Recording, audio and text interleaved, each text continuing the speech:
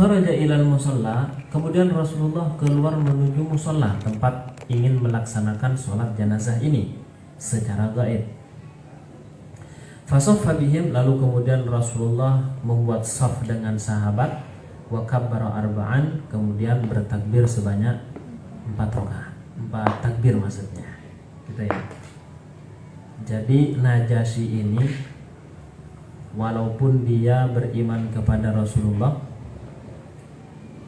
dia tidak berjumpa langsung dengan Rasulullah. Dia berjumpa dengan Sayyidina Utsman, kemudian Ja'far bin Abi Thalib, saudaranya Sayyidina Ali, sahabat-sahabat yang lainnya. Sehingga dia tidak tergolong sahabat. Dia tergolong tabi'in. Walaupun hidup di masa Rasulullah. Sama juga dengan Uwais Al-Qarni. Dia itu hidup di masa Rasulullah, tapi tidak berjumpa langsung dengan Rasulullah, maka tidak disebut dengan sahabat, tabi'in saja, karena berjumpa dengan sahabat.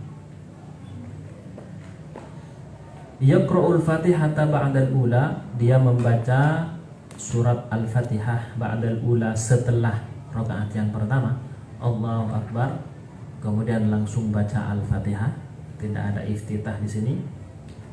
Dalilnya apa? Rawa Al-Bukhari an Talhah ibni Abdullah ibni Auf qala shallaitu khalfa ibni Abbas radhiyallahu anhuma, saya salat di belakang Ibnu Abbas radhiyallahu anhuma ala janazatin, yaitu salat jenazah. Faqara'a, kemudian beliau membaca bi Fatihatil Kitab, yaitu dengan Al-Fatihah. Faqala, setelah itu semua selesai, beliau mengatakan liya'lamu annaha sunnatun, ketahuilah bahwa itu adalah sunnah. Maksudnya sunnah di sini adalah jalan yang ditempuh oleh Rasulullah. Karena sholat jenazah itu kan wajib kifayah ya, fardu kifayah, dan pembacaan Al-Fatihah setelahnya itu merupakan rukun bagi sholat jenazah itu sendiri.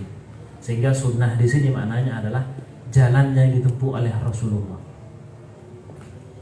Nah, kemudian selanjutnya wa yusalli 'alan nabiyyi ba'da thaniyah, dan membaca sholawat kepada Rasulullah ba'da thaniyati, setelah takbir yang kedua. Nah, ini juga termasuk rukun bagi sholat jenazah.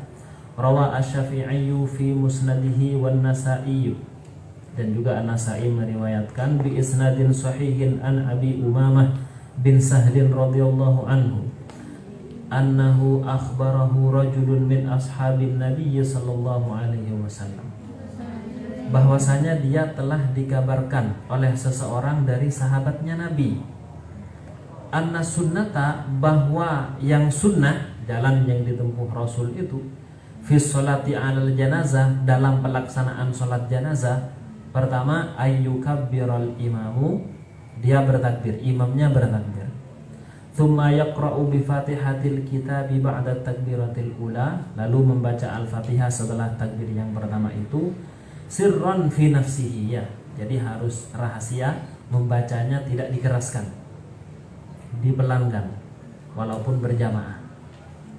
Thumma yusalli 'alan nabiyyi, kemudian di takbir yang kedua membaca sholawat kepada Rasulullah sallallahu alaihi wasallam. Kemudian selanjutnya wa yukhlisud du'a lil janazati, dan dia mengikhlaskan untuk mendoakan lil janazati, bagi jenazah, fit takbirati, di setelah itu, di selain itu, berarti takbir ketiga dan keempat.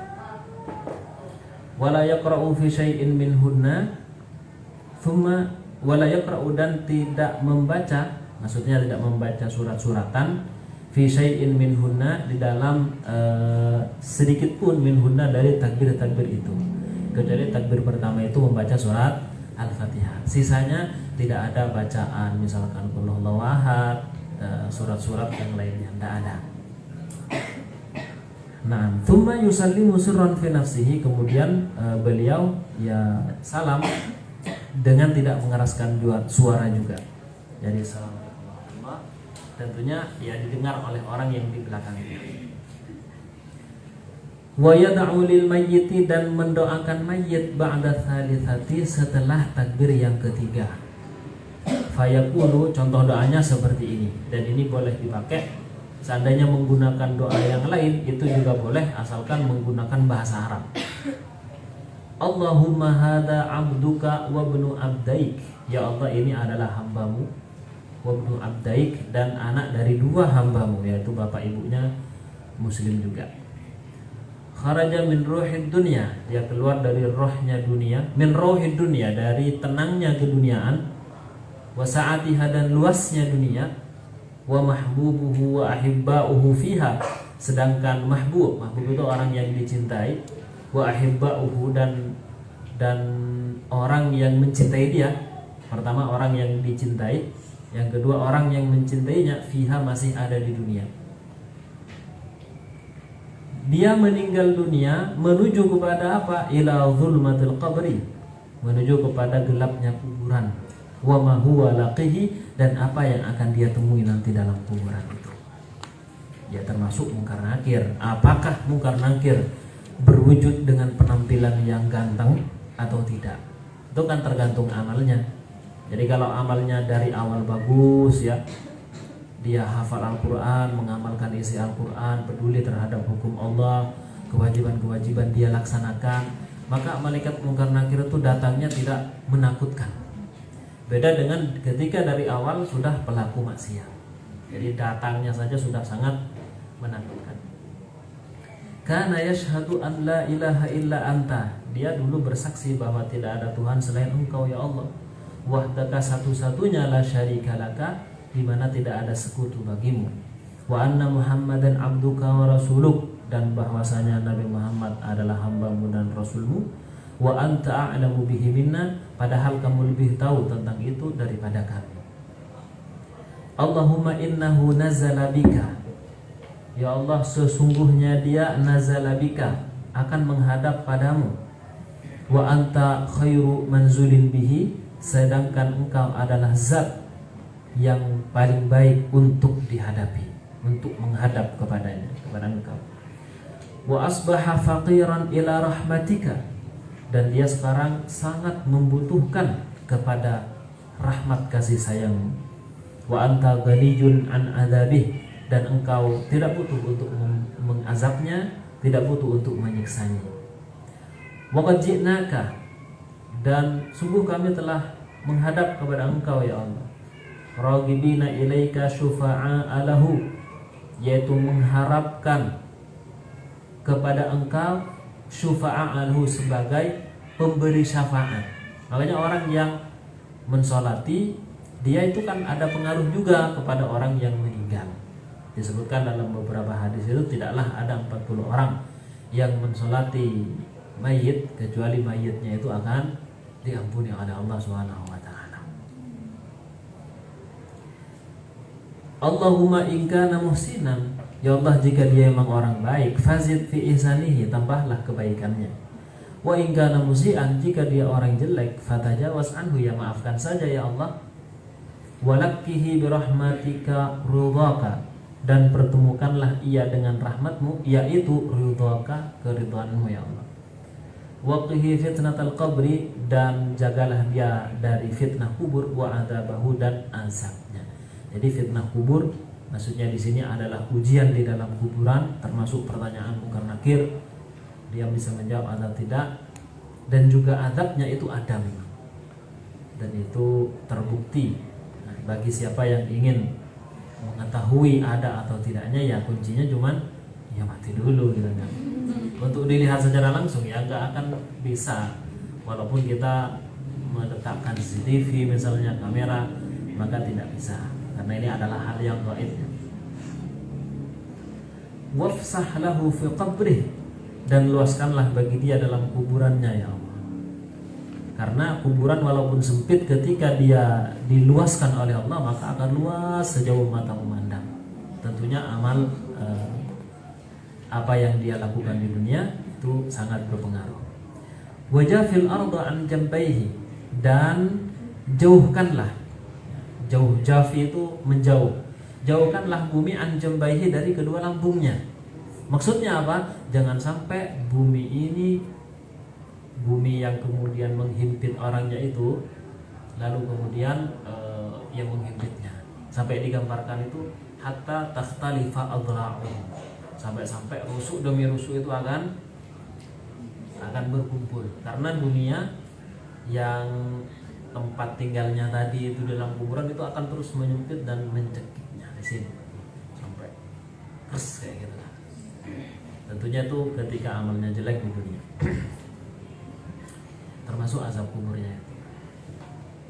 Walakihi birahmatika al-amna, dan pertemukanlah ia dengan rahmatmu yaitu keamanan, min adzabika dari azabmu, hatta tab'atsahu aminan ila jannatika, sehingga engkau membangkitkannya dalam keadaan aminan selamat ila jannatika, menuju surgamu.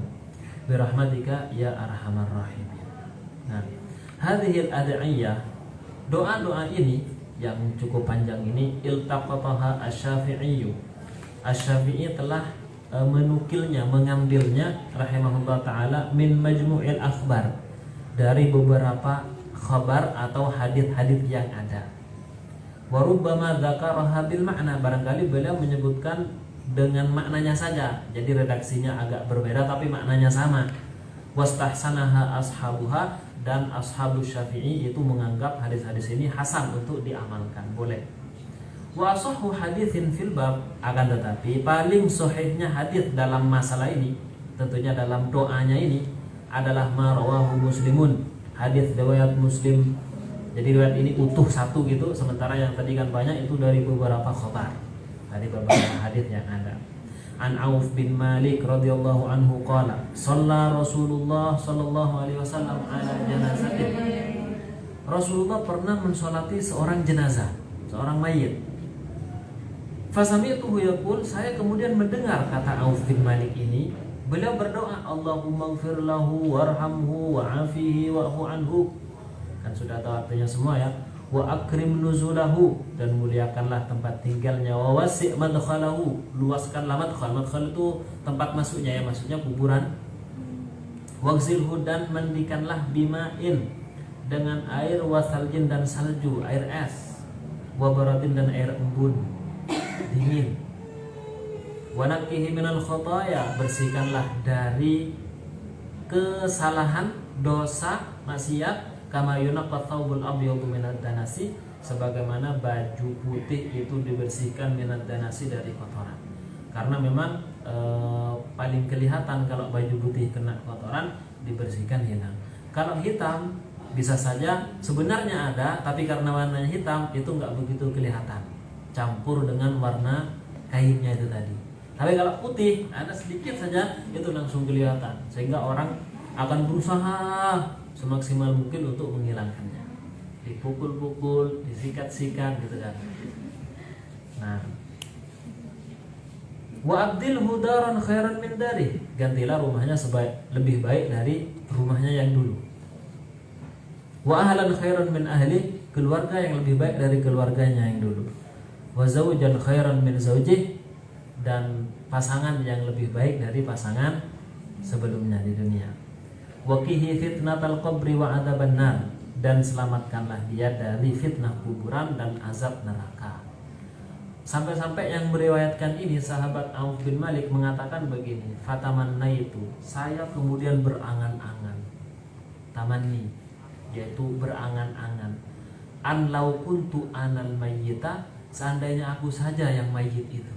Sampai-sampai aku berangan-angan, saya saja yang seharusnya mati, kemudian Rasulullah yang mendoakan. Padahal kita tahu kalau doa Rasulullah tidak pernah ditolak oleh Allah Subhanahu wa taala. Mustajabud da'wah, doanya mesti dikabulkan oleh Allah. Tidak heran kemudian kalau beliau seandainya saya yang mati, kemudian didoakan oleh Rasulullah. Kenapa lidu'ai Rasulullah sallallahu alaihi wasallam ala dzalikal mayyiti? Ya karena doa Rasulullah pada mayit itu. Afihi, dalam doa ini, afihi khalishu mimma yakrahu, selamatkanlah mimma yakrahu, dari apa yang dia tidak suka. Jadi ini yang pertama. Yang kedua, wa ma rawahu Tirmidzi, dan riwayat At-Tirmidzi wa Abu Dawud an Abi Hurairah radhiyallahu anhu qala kana Rasulullah sallallahu alaihi wasallam, bahwa Rasulullah sallallahu alaihi wasallam idza shalla ala janazatin, kalau beliau salat jenazah, qala, Akhirnya beliau berdoa, Allahumma gfir li hayyina. Jadi ini masih di takbir yang ketiga ya. Allahumma gfir li hayyina wa mayyitina. Ya Allah, ampunkanlah orang hidup di antara kami dan orang mati di antara kami. Wa syahidina wa ghaibina, orang yang hadir dan juga yang tidak hadir. Shagirina wa kabirina, kecil ataupun dewasa. Dzakarina wa unthana, laki ataupun perempuan. Allahumma man ahyaitahu minna. Ya Allah, orang yang kau hidupkan di antara kami, fa ahyihi 'alal Islam, maka hidupkanlah dengan memeluk agama Islam. Wa man tawaffaitahu, barang siapa yang kau wafatkan, matikan, minna di antara kami, fa tawaffahu 'alal iman, maka wafatkanlah dia dengan membawa keimanan. Jadi ini doanya bisa digunakan ketika pelaksanaan sholat jenazah atau yang mendoakan orang yang meninggal.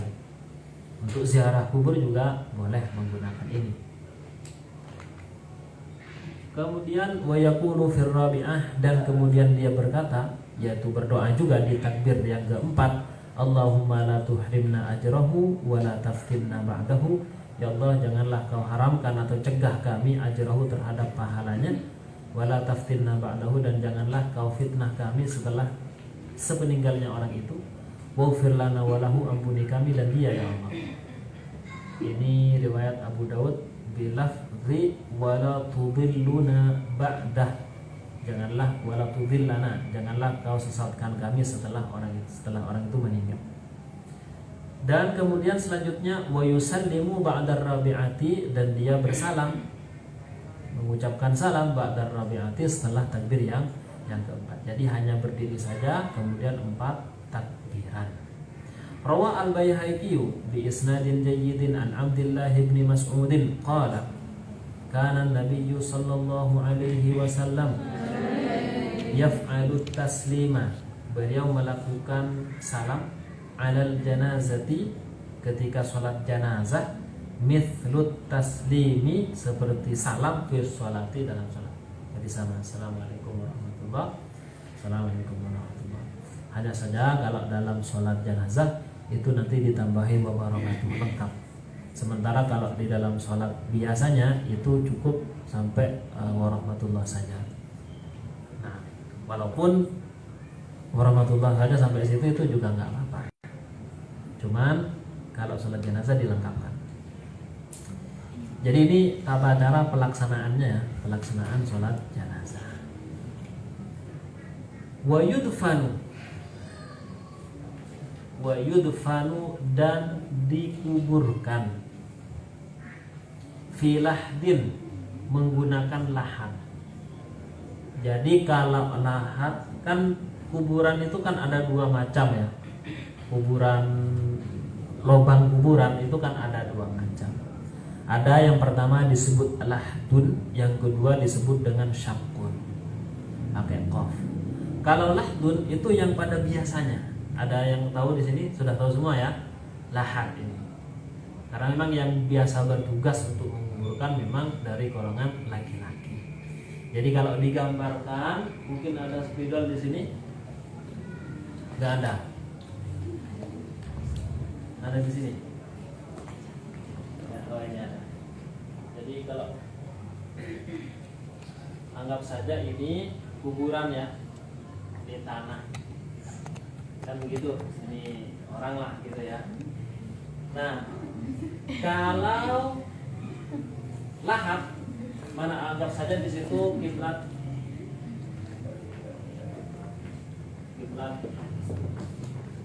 di arah sana. Nah, di sini nih dilebihkan kayak gini, tempatnya orang. Di sini tempatnya orang. Jadi orang di sini. Ini namanya lahdud. Sementara kalau yang syaqqun itu ada di sini kayak gini. Itu tempatnya orang di sini. Ini namanya syaqqun.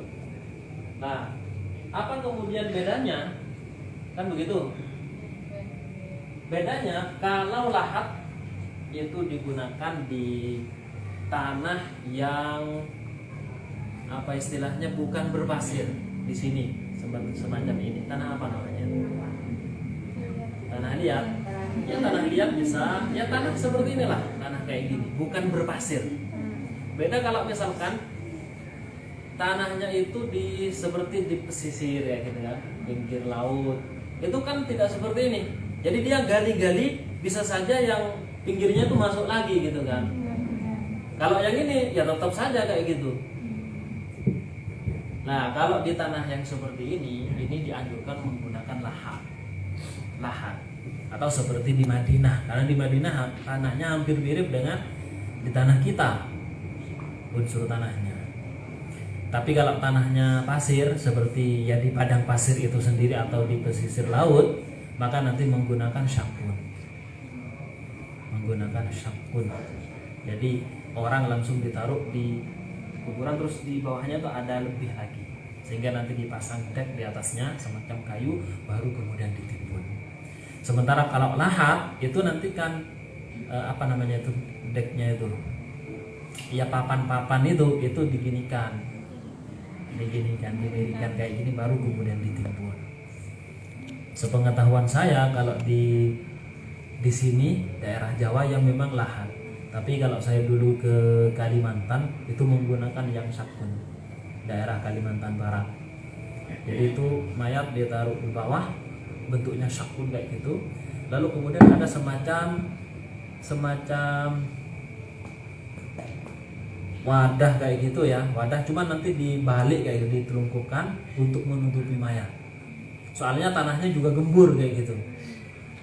Kalaupun dikasih kayak gitu, nanti tanah yang di sampingnya juga jatuh sehingga nanti akan melebar. Makanya langsung dikasih kayu, di atasnya dikurungi seukuran mayat, lalu kemudian ditimbun kayak gitu. Jadi bedanya seperti itu. Namun walaupun seperti itu, yang lebih baik menggunakan lahat.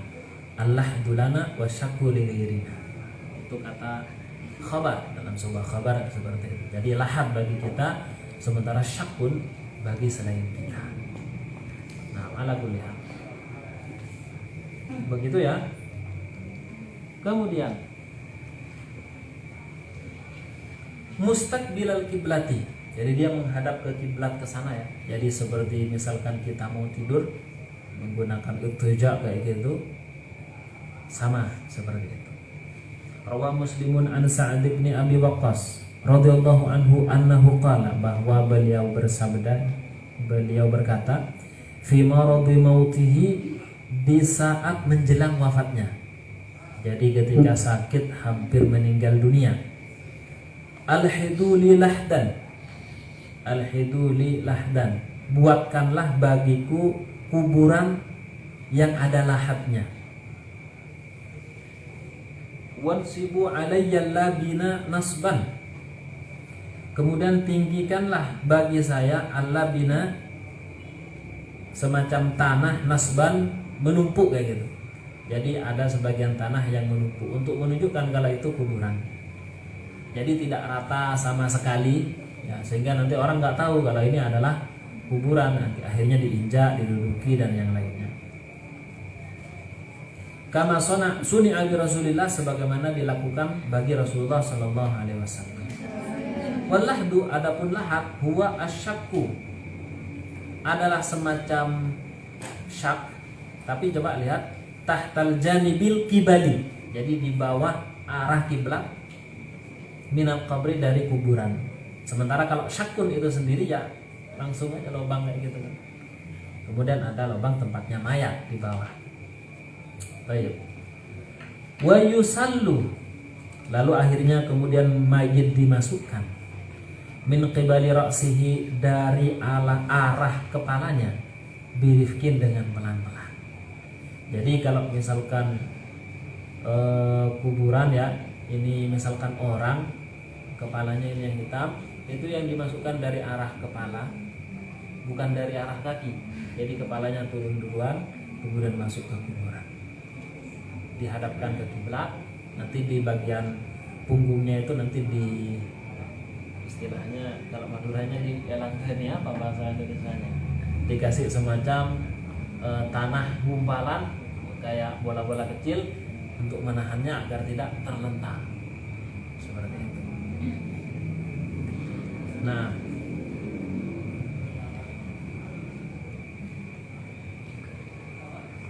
Wa yaqulu, kemudian alladzi yalhad, wa yaqulu, dan berkata alladzi yalhaduhu, orang yang memasukkan mayit ke dalam liang lahat.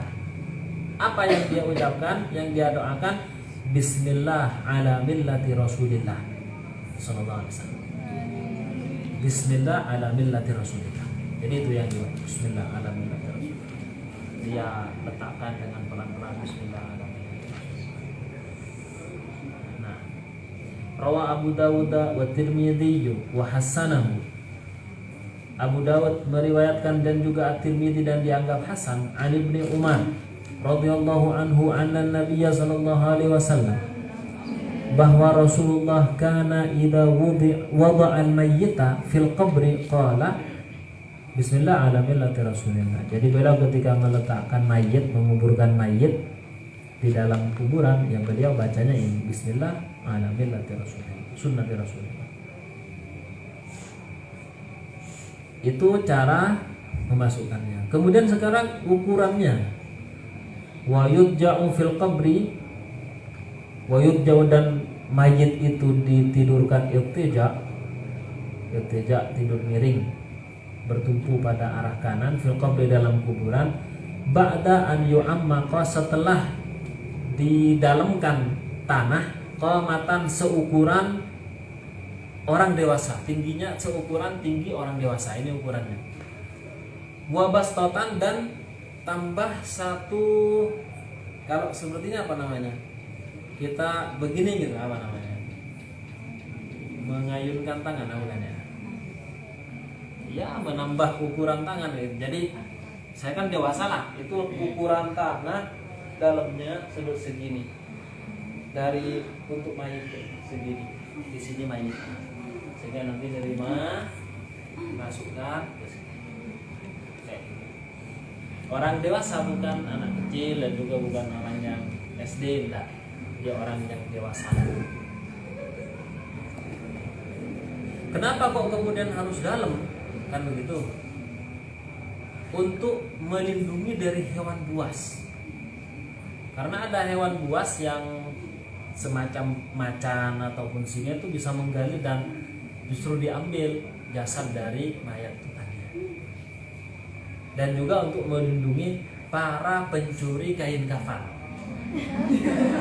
Betul. Kalau sekarang mungkin kalau ada orang mencuri kain kafan, ya, itu dianggap untuk sebagai jimat, pesugihan. Itu kalau sekarang. Kalau dulu itu profesi. Profesi sebagian maling, di mana maling nyarinya adalah kain kafan, karena nanti dijual lagi dan cukup mahal pada saat itu. Makanya di kitab-kitab sini biasanya diceritakan kayak gitu ya. Khususnya kitab-kitab tasawuf kayak gini nih. Bahwa suatu ketika ada orang menggali kuburan, tujuannya untuk nyuri kafannya gitu kan. Itu dijual lagi. Nah sekarang sudah kafan yang enggak semahal yang saat itu gitu kan. Kalau kafan sekarang justru murah. Kain kafan, kain yang menakutkan gitu ya. Ya gimana lagi, itu adalah ketentuan dan semuanya kita ya nanti akan menggunakan itu. Walaupun sekarang bermegah-megahan dengan baju yang kita miliki, kain yang kita miliki, mungkin harganya mahal sekali, tak, ini 400, ini sekian, ini sejuta ini, kan begitu. Ini batik luar biasa ini, tapi nanti pada akhirnya dia hanya menggunakan 3 lembar kain kafan saja. Nah, ngeri kan? Iya. Dan kita harus sering-sering juga ya, aktsiru min dzikri hadimil ladzat. Perbanyaklah untuk mengingat hal yang menghancurkan kelezatan, kenikmatan dunia. Apa itu? Al-maut. Jadi makanya kita kemudian disuruh ziarah kubur, ya kan? Fa innaha tudzakirul akhirah. Karena ziarah itu bisa mengingatkan pada akhirat, mengingatkan kepada kematian. Wabastatan, dan tambah ukuran tangan seperti yang tadi. ay qadra irtifa'i insanin mu'tadilit tuli, yaitu seukuran tingginya orang dewasa yang sedang. Mu'tadil itu proporsional, sedang. Mu'tadil itu ya sedang panjangnya. Rafi'u yadaihi, atau rafi'i yadaihi, itu menjadi mudhaf ilaih dari qadra rafi'i yadaihi ke sana. Jadi dia menambah seukuran mengangkat kedua tangannya ilal a'la, ke atasnya kayak tadi itu. Rawa Abu Dawud wa Tirmidzi wa qala hasanun sahihun an Hisham ibni Amir an Rasulillah sallallahu alaihi wasallam qala fi qatla Uhud. Beliau berkata tentang orang-orang yang meninggal pada peperangan Uhud. Qatla itu jamak dari qatil atau jamak dari qatil. Qatil itu maktul. Jadi beliau berkata pada syuhada Uhud, apa? Ihfiru wa ausi'u wa ahsinu. Ihfiru, galilah lubang untuk kuburan, wa ausi'u, dan luaskanlah, wa ahsinu, dan berbuat baiklah. Jadi pelan-pelan masukkannya, jangan kasar. Jadi walaupun itu sudah mayit, dia hakikatnya merasa kalau dia diperlakukan seperti apa itu tahu. Karena rohnya ketika meninggal dunia itu tidak langsung ke alam barzakh. Dalam sebuah riwayat kan disebutkan ketika orang yang baru meninggal itu rohnya masih melihat apa yang orang-orang lakukan kepada jasadnya itu. Jadi dia masih melihat. Kerasa bagi orang yang meninggal itu tadi. Wa yusattahu, dan diratakan al-qabru, kuburan, maksudnya dikasih, jangan rata total, ada gundukannya sedikit untuk menunjukkan kalau itu adalah kuburan. Wala yubna alaihi, dan tidak boleh dibangun di atasnya. Wala yujassasu, dan tidak boleh disemen. Maksudnya disemen ya semacam yang ada di kuburan-kuburan yang ada, jadi di keramik. Jadi menurut fikihnya, jadi di dalam mazhab Syafi'i sendiri, membangun bangunan di atas kuburan itu tidak boleh. Kita lihat di sini apa pendapat hadisnya apa? Linahyi an hadza, karena ada larangan tentang hal ini. Rawa Muslimun wa ghairuhu anna Ali bin Abi Thalib, bahwa Ali bin Abi Thalib radhiyallahu anhu qala li Abil Hayyaj al-Asadi, ala ab'athuka ala ba'athani alaihi Rasulullah, maukah aku utus kamu, ala ma ba'athani, atas apa yang Rasulullah mengutus kepadaku. Kemudian beliau menyampaikan, an la tada'a timsalan illa tomastahu, tidaklah kamu meninggalkan timsal, itu semacam patung sesembahan, illa tomastahu, kecuali kamu menghancurkannya. Jadi ini pesan Rasulullah kepada Sayyidina Ali, di mana kemudian beliau berpesan kepada Abu Hayyaj al-Asadi. Jadi kalau kamu melihat timsal, patung sesembahan, maka boleh untuk kemudian dihancurkan, bahkan harus dihancurkan. Wala qabran musyrifan, dan tidaklah kamu menemukan kuburan musyrifan yang tinggi. Di sini apa? Musyarrif, ada tasydidnya. Musyarrifan. Nah. Musyrifan, tinggi, atau bisa juga musyarrafan, diagung-agungkan. Jadi orang menyembah kuburan. Ini tidak dalam rangka ziarah saja, enggak, memang nyembah kayak gitu lah. Kalau menemukan seperti ini dan sudah menimbulkan banyak fitnah, illa sawaitahu, kecuali kamu meratakannya. Jadi bangunannya hancurkan, kemudian kalau misalkan sudah di keramik segala macam, itu diratakan. Zahir hadis seperti itu. Hanya saja ulama ada yang merinci, memang ada yang dikecualikan, seperti kuburan Rasulullah sendiri, karena faktanya memang di kuburan Rasulullah dibangun bangunan di atasnya, bahkan disebut dengan ada kubahnya, al-qubbatul khadra, kubah hijau itu di Madinah. Kemudian selama itu tidak dijadikan Tuhan kedua istilahnya, maka itu tidak apa-apa. Seperti kuburnya Imam Syafi'i yang ada di Mesir, dan juga ulama-ulama lain yang dibangun di atasnya. Seperti itu. Karena banyaknya orang yang ziarah ke situ, kasihan kalau misalkan panas-panasan dan itu menyakiti, sehingga dibangunlah satu bangunan. Itu yang pertama. Yang kedua, hal-hal yang seperti ini itu hanya bagi mereka orang-orang yang soleh saja, kemudian dibangun di atasnya. Kalau orang biasa semacam kita itu tidak boleh.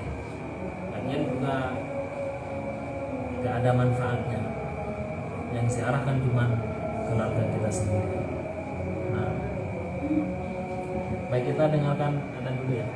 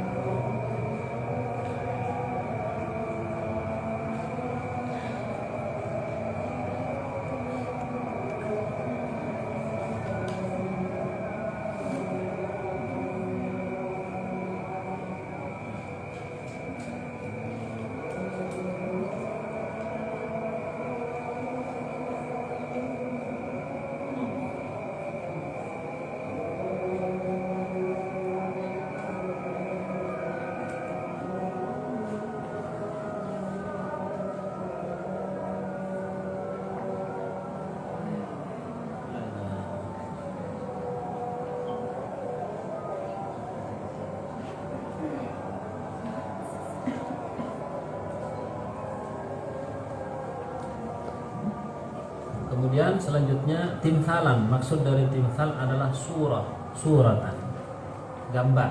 Tapi yang dimaksud adalah yang mempunyai bayangan.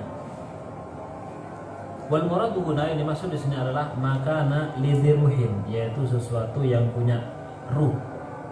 Jadi gambaran kepada sesuatu yang punya ruh, seperti patung manusia, patung sapi gitu. Thomas tahu maksudnya apa? Thomas tahu mahau tahu, au daras tahu, kau lenyapkan atau kamu hilangkan. Musyrifan maksudnya murtafi'an, tinggi. Kalau misalkan musyarrafan itu berarti dimuliakan. Sawai tahu maksudnya sawai tahu apa? Ma'al ardi, diratakan dengan bumi, birtifa'in qalilin, dengan ada gundukan sedikit, untuk menunjukkan kalau itu adalah kuburan. Warwa Muslimun an Jabir qala, Muslim meriwayatkan dari Jabir, beliau mengatakan naha Rasulullah sallallahu alaihi wasallam, Rasulullah melarang an yujassasal qabr, untuk ditajsis. Tajsis itu adalah semacam dismeh. Wa an yuq'ada alaihi, dilarang juga untuk duduk di atas kuburan. Wa an yubna alaihi, melarang an yubna, untuk dibangun alaihi, atas kuburan. Yujassasu maksudnya apa? Yudau alaihil jissu, diletakkan atasnya semacam jus. Jus itu apa? Wa huwa ma yusamma bil jabsin, sekarang dinamakan dengan jepsin. Jepsin di kita gipsum. Tahu gipsum? Ya, yang kuburan biasanya kan dijual di pinggiran itu. Nah, itu nanti dibeli kemudian diletakkan di atas kuburan. Nah, fama baluka, lalu bagaimana menurut kamu biwab rakhami, jika diletakkan semacam marmer. Jadi kuburannya dikasih marmer. wa nahwihi dan juga semacamnya, wa raf'il qabri dan meninggikan kuburan, wa tazyinihi dan menghiasinya, ada lampu-lampu ya kan, ada seperti itu biasanya. Ba'da hadzal nahyi sharih, setelah adanya larangan jelas dari Rasulullah sallallahu alaihi wasallam, fala syakka annahu haramun, maka itu tidak diragukan lagi bahwa adalah haram. Li mukhalafati sunnah, karena tidak sesuai dengan sunnah. Itu yang pertama. Yang kedua, wa ma fihi min idha'atil mal, dan di dalamnya ada menyanyiakan harta, pemborosan harta, al-manhiyyi anhu syar'an, yang dilarang secara syariat. Jadi ya kuburan ya biasa saja, memang seharusnya tidak perlu ada bangunan di atasnya, kemudian bahkan ada penginapan ya mungkin dibutuhkan juga karena banyaknya manusia gitu ya. Cuman yang dikhawatirkan itu orang-orang awam nanti akan terfitnah, akan teruji keimanannya, potensi imannya menjadi lemah, rusak itu sangat besar. Terbukti sebagian mereka datang ke kuburan wali memang tujuannya untuk berdoa, padahal kan orang yang meninggal sangat membutuhkan doa dari orang yang hidup. Mereka malah ada yang minta kepada kuburannya. Nah itu jelas hal ini, mau Wahabi ataupun tidak Wahabi, kalau minta sama orang yang sudah meninggal, minta sama kuburan, bahkan walaupun ini sudah sunan siapa, itu jelas tidak diperbolehkan, karena memang minta itu hanya kepada Allah Subhanahu wa taala. Kan begitu. Kalau masalah tawasul itu kan lain lagi. Enggak, ini memang minta. Ada sebagian orang awam yang belum tercelahkan dengan agama sehingga melakukan hal ini. Jadi mereka terfitnah. Makanya di sini ada penjelasan seperti itu untuk menanggulangi hal itu agar tidak terjadi. Wala ba'sa bil buka'i 'alal mayyit, dan tidak mengapa menangisi mayit itu. Rawal Bukhari wa Muslim annahu sallallahu alaihi wasallam baka ala waladihi, beliau menangisi anaknya Ibrahim yang meninggal dunia qabla mautihi, menjelang matinya, menjelang kewafatannya. Lima ra'ahu yajudu binafsih, karena Rasulullah sangat sayang kepada Ibrahim ini. Wa qala innal aina tadma', sesungguhnya mata mengalirkan air, wal qalbu yahzan, dan hati itu sedih, wala naqulu illa ma yurdi rabbana, dan kami tidak akan mengatakan kecuali yang diridhai oleh Tuhan kami. Wa inna bi firaqika ya Ibrahim la mahzunun, sesungguhnya kami berpisah dengan engkau wahai Ibrahim itu benar-benar sedih. Jadi Rasulullah nangis sesegukan ketika putranya meninggal dunia. Min ghairi nauhin, warawa Muslimun an Abi Hurairah radhiyallahu anhu qala zara an-nabiyyu qabra ummihi, Rasulullah mengunjungi kuburan ibunya, ziarah, fabaka, lalu beliau menangis, wa abaka man haulahu, dan orang yang di sekitarnya, sahabat lainnya juga ikut menangis. Min ghairi nauhin, nangisnya itu tanpa meraung-raung. Nauh, niyahah itu meraung-raung, menyebutkan kebaikan-kebaikannya, ya teriak-teriak, menunjukkan dia tidak rela berpisah dengan pasangannya itu misalnya, kayak gitu. Wala syakki jaibin, dan juga tidak boleh merobek-robek bajunya. Merobek apa ini, jaib itu kan artinya kantong ya, kantong kayak gini, itu tidak boleh. Ini termasuk adat jahiliyah. An-nauh wan niyah apa? Kullu fi'lin, setiap perbuatan, au qaulin atau perkataan, yatadammanu idharal jaza, yang mengandung penunjukan ketidakterimaan, jaza. Jadi dia tidak terima, dia berduka kayak gitu kan. Wa yunafil inqiyad, dan dia menafikan infiyat, ketundukan. Inqiyad itu ketundukan, wal istislam, kepasrahan li qada'illah. Jadi nangis meraung-raung menunjukkan kalau dia memang nggak terima kan. Seharusnya ya nangis biasa tanpa harus ada niyah. Wa minhu, dan termasuk nauh ini atau niyah adalah syakul juyub. Syakul juyub itu merobek-robek baju, kantong baju, walakmul khudud, tempeleng sendiri, tempeleng wa nahwiya dan semacamnya. Di antaranya juga kalau kebiasaan jahiliyah itu ngambil pasir diletakkan di kepalanya, jadi dia gulung-gulung di pasir. Itu kebiasaan jahiliyah. Dan ini masih ada terjadi di sebagian kampung, di perkampungan. Kalau di kota-kota sudah jarang sekali, tapi di kampung ada. Jadi sampai kemudian berguling-guling, bahkan kuburannya dicakar-cakar, dia mau masuk ikut katanya. Ada yang masih seperti ini. Ini perbuatan yang melenceng dari syariat. Wa kullu dzalika muharramun, semua itu diharamkan. Wa fi syar'illahi azza wa jalla, dalam syariat Allah. Rawa Muslimun an Abi Malik Al-Ash'ari radhiyallahu anhu anna Nabiy sallallahu alaihi wasallam qala, beliau bersabda, an-naihatu, perempuan yang sering niyahah. Karena niyahah yang meraung-raung biasanya hanya dilakukan oleh wanita di zaman jahiliyah. Idza lam tatub, kalau dia tidak bertaubat qabla mautiha, sebelum matinya, tuqamu yaumal qiyamah, maka nanti hari kiamat dibangkitkan, wa 'alaiha sirbal, sedangkan dia menggunakan baju min qatiran, dari semacam ter. Ter itu semacam aspal. Qatiran itu aspal. Makanya aspal disebut aspal karena bahasa Arab ya asfal. Aspal itu bawah. Wa dir'un, dan dia menggunakan dira'. Dira' itu baju atas. Kalau sirbal itu baju tapi bagian bawah. Wa dir'un min jarabin, yang terbuat dari benda penyakit kulit, yaitu benda yang dipenuhi dengan penyakit kulit kayak. Apa ya namanya itu? Di sini disebutkan dir'un itu baju, tapi kalau dipakai bisa membuat orangnya itu berdampak penyakit kulit. Jadi dia batal, kemudian ada koreng, kemudian bisul kayak gitu. Kalau menggunakan baju ini.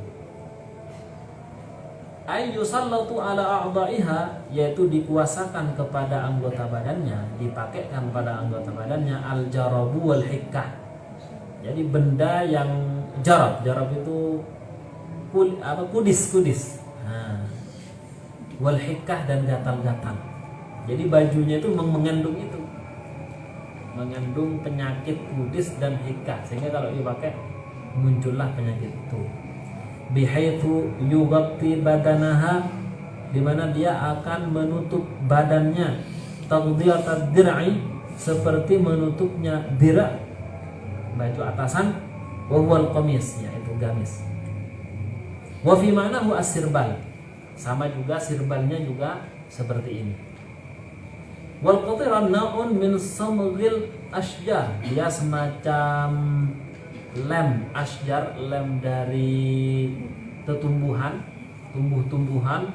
tutlabihil ibilu, di mana onta itu nanti akan dioleskan idza jarabat, ketika ontanya mulai kudisan. Onta kan biasanya kena gatal-gatal kayak gitu kan, kudis. Nah itu nanti dibikin kotoran. Cuman kalau kotoran ini biasanya dalam bahasa Arab diartikan sekarang ya ter itu, aspal itu, karena aspal itu kan lem juga, makanya melekat ke tanah sehingga tidak bisa diambil, melekat. Nah, lanjutkan sedikit. Warawa al-Bukhari an Abdullah bin Mas'ud. Al-Bukhari meriwayatkan dari Abdullah bin Mas'ud radhiyallahu anhu qala an-nabiy sallallahu alaihi wasallam, laisa minna man laqamal khudud, tidak termasuk kami orang yang menampar-nampar pipinya, wa syaqqal juyub, dan merobek-robek kantong bajunya, wada'a bid'awal jahiliyah, dan memanggil dengan panggilan jahiliyah. Latoma maksudnya daraba, ya memukul itu tadi.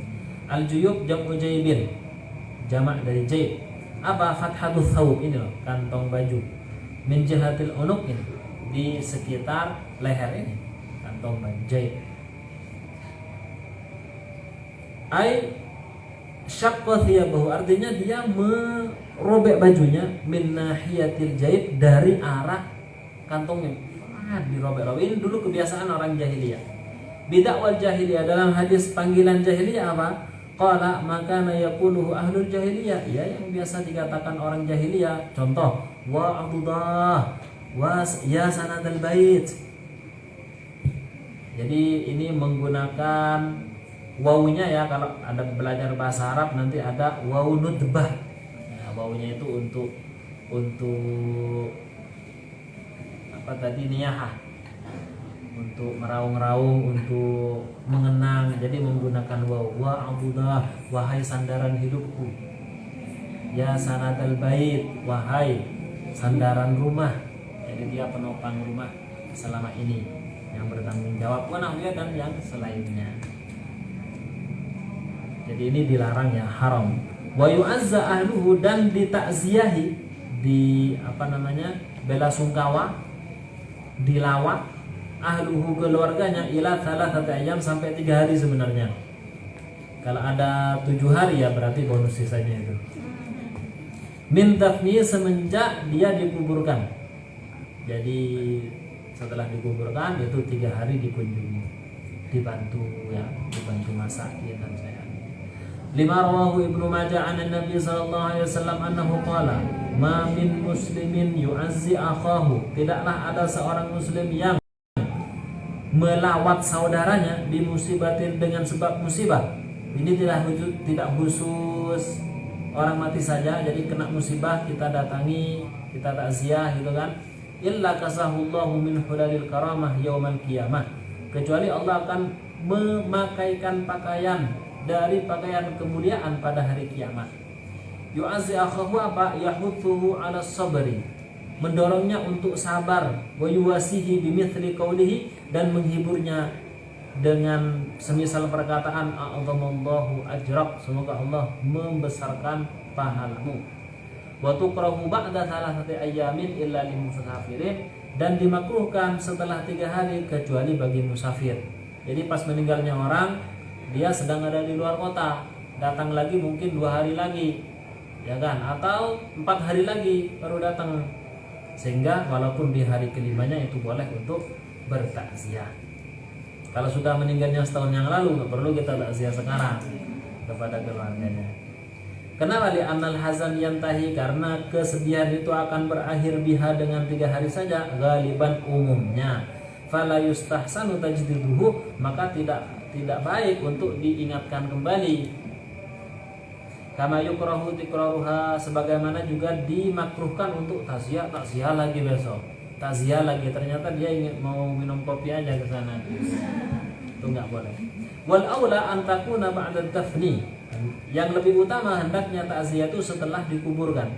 Kenapa? Listighali ahli mayyit bitajhizih, karena sibuknya ahlul mayyit bitajhizih, untuk tajhizul janazah.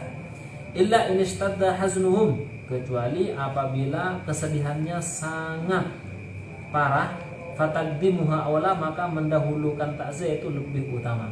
Jadi meninggal langsung takziah, muasatan lahum, untuk menghibur mereka.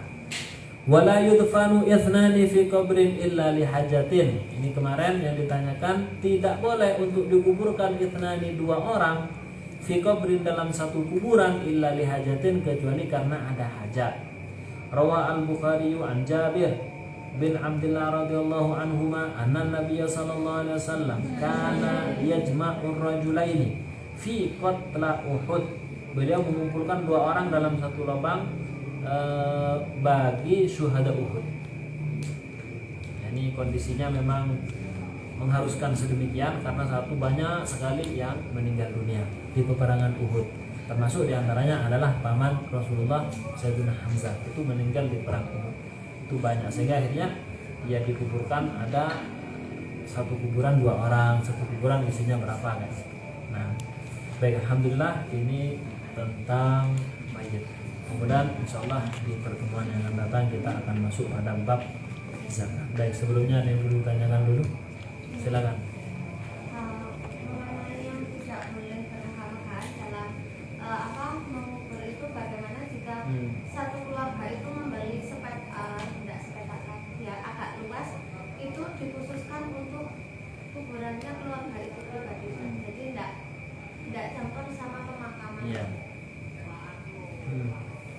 Kalau misalkan dia beli tanah untuk kemudian untuk kuburan keluarganya, misalkan sudah disiapkan berapa meter kayak gitu ya, atau berapa sawah gitu, itu tidak masalah. Ya harapannya ya mungkin ya bisa berkumpul lagi nanti di alam barzakh, mungkin bisa bersilaturahim dan yang lainnya. Cuman itu bukan alasan yang jelas ya. Artinya walaupun itu diperbolehkan, hendaknya tidak menggunakan untuk ambisinya sendiri. Sementara yang lainnya tidak mempunyai tempat lain, ini sudah penuh. Cuma di sini ada, tapi sudah dikapling sama satu kelompok tertentu, satu orang tertentu. Maka lebih baiknya tidak seperti ini gitu kan. Jadi dia menggunakan yang sekiranya diperlukan saja gitu. Jadi dia ngambilnya untuk seperlunya, siapa yang meninggal ngambil, jangan kemudian disendirikan sehingga yang lainnya nanti nggak dapat. Walaupun itu boleh ya, secara hukumnya boleh-boleh saja, apalagi memang tanahnya sendiri. Yang sebelumnya memang tanahnya sendiri, bukan beli kayak gitu, itu nggak masalah. Dan mayoritas di kampung saya kayak gitu. Jadi keluarga memang punya tanah sendiri dan memang punya tanahnya sendiri dari awal. Bukan dia beli tanah di pemukiman kuburan, taman kuburan tertentu lalu kita beli, itu bukan kayak gitu. Kalau kondisinya di taman kuburan tertentu lalu kemudian kita beli sekian, itu ya nanti mengurangi hak orang lain. Jadi beli seukurannya saja, mana kira-kira yang dibutuhkan kayak gitu. Dan biasanya kalau di kampung-kampung itu ada iuran. Kalau ada pemakaman umum itu nanti ada iuran per bulan berapa gitu.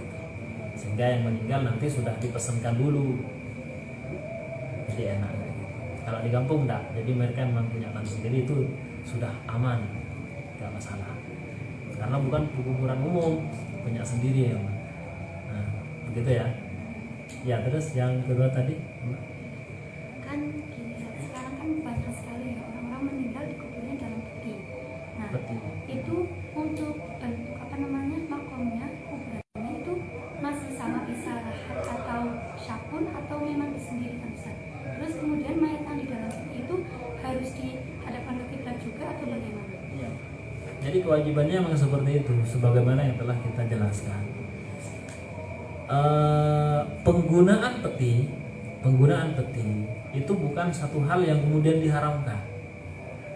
Artinya boleh saja dengan syarat tidak memungkinkan karena dia misalkan habis kecelakaan atau alasan-alasan yang lain, termasuk diantaranya alasan corona, karena memang secara kedokteran, secara medis terbukti memang bisa menulari kepada yang menyentuh secara langsung kayak gitu. Nah, dalam kondisi-kondisi seperti ini itu boleh, dengan syarat tetap dia memperhatikan kewajiban bagi orang yang masih hidup untuk dikafani, untuk dihadapkan ke kiblat, untuk kemudian dimandikan, disolati, pokoknya dengan syarat-syarat yang tadi telah kita jelaskan. Jadi kalau hanya penggunaan petinya ya sebenarnya nggak ada masalah selama memang menghadap ke kiblat. Ataupun nanti penggunaan model dari kuburannya ya terserah, tergantung tanahnya itu tadi. Kalau tanahnya seperti tanah kita ya lebih baik menggunakan syakun, nanti petinya agak dimepetkan. Sementara kalau tanahnya berpasir, yaitu seperti di pesisir, maka menggunakan yang syakun seperti itu. Nah, ada lagi? Oh iya.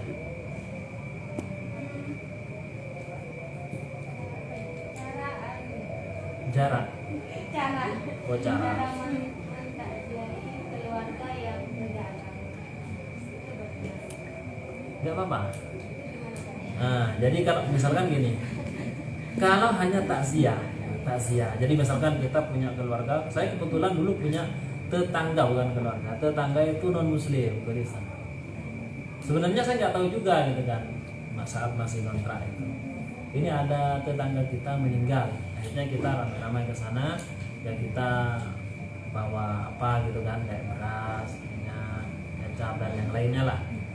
kita datang dulu, oh ternyata ada tanda salib dan memang itu adalah orang Kristen, ya sudah nggak apa, kita bilang yang sabar, ini memang sudah ketentuan dari Sang Maha Kuasa, gitu kan, yang sabar saja. Tapi kita tidak boleh mendoakan, karena mendoakan semoga ya dimasukkan ke surga, misalnya diampuni, gitu, tidak bisa, karena memang nyata dalam keadaan tidak beriman kepada Allah dan Rasulnya, maka tidak boleh didoakan.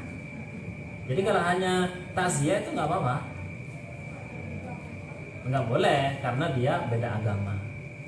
Semoga ya nanti masuk surga, ya. Nggak boleh. Jadi kita bolehnya yang sabar saja Mbak. Ini memang ketentuan. Kematian siapa sih yang nggak mati, dia nggak meninggal dunia. Jadi kita sabar saja. Mudah-mudahan ada pengganti yang lebih baik. Itu kan tidak berkaitan dengan agama gitu kan. Tentunya kita harus, kalau misalkan tetangga ya kita harus datang lah. Jangan barangkali dia dengan ya ini padahal udah agama tapi kok masih mau menghibur saya gitu. Barangkali terbentuk hatinya. Tapi ketentuan-ketentuannya tidak boleh ditahlili, nggak boleh. Sebagaimana sebagian warga itu kan ada ya, jadi dia Kristen meninggal dunia lalu akhirnya ngundang salah satu tokoh dan ternyata datang dan juga ditahlili selama 7 hari juga. Itu gimana? Apakah kemudian masuk surga? Ya kalau sudah ketentuannya dia tidak beriman pada Allah dan Rasulnya ya tidak akan. Dan di dalam tahlil itu kan ada doa-doa juga, itu yang tidak boleh. Seperti itu Mbak. Mendoakannya nggak boleh. Jadi kita ya secara manusiawi, hubungan basyariah saja. Mengucapkan bela sungkawa. Baik. Ziarah kubur pada non muslim boleh, yang dilarang mendoakannya, ya kan? Terbukti apa? Terbukti Rasulullah Shallallahu Alaihi Wasallam pernah mengunjungi satu sumur namanya sumur Qalib.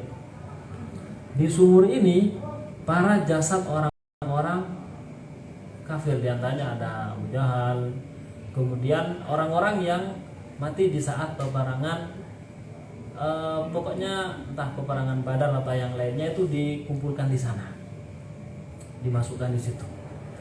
Rasulullah datang, tapi Rasulullah tidak mengatakan Assalamualaikum ya ahlal kubur, karena itu khusus untuk orang Muslim. Assalamualaikum ya ahlal kubur wa inna insyaallah bikum lahiqun antum salifun wa nahnu lahiqun. Itu tidak dibaca doa. Apa yang kata Rasulullah? Hal wajadtum ma wa'ada rabbukum haqqan. Jadi Rasulullah datang ke sana lalu bilang begini, apakah kalian sudah menemukan apa yang telah dijanjikan oleh Tuhan kalian itu benar?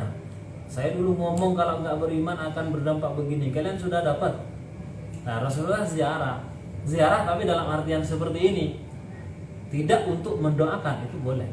Makanya kalau ada kuburan Cina, kita misalkan mau datang ke situ, dia bilang kalian sudah dapat apa yang Allah janjikan, kalian sudah bertemu dengan mungkar nakir, semoga saya tidak mengikuti jejak dia. Jadi kalau dalam rangka seperti ini itu boleh, tapi kalau mendoakan itu enggak. Nah cukup ya. Baik, alhamdulillah